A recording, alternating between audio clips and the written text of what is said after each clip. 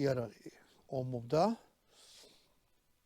ეს არ ომობდა, ეს 41 წელს დადგა შეერაღებაზე, ანუ ამისი კალიბრი არის 7.62-25-ზე, ამისი არის 9-18-ზე.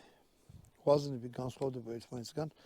აი მაშინ რა ტყვიაც იდება, ის იდებოდა შპაგინის პისტოლეტ ტყვიამფრქვევში. აი ესეთი ვაზნა შეხედეთ, წაგრძელებული და მაკაროვის ვაზნასაც გაჩვენებთ.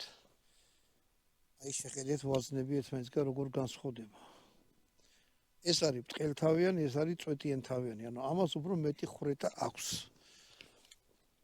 მე ესეთი ბედნიერება მაქვს, რომ ორივე მეპატრონე წამოყვა იარაღის, წამოიღო და სულ მინდოდა რომ აი ესეთი რაღაცისთვის გამეკეთებინა, ანუ შეხედეთ ამას უფრო მეტი ხრეტა უნდა ქონდეს და აი ამას უფრო მეტი შემაჩერებელი ძალა. ამიტომ მოდი ავიღოთ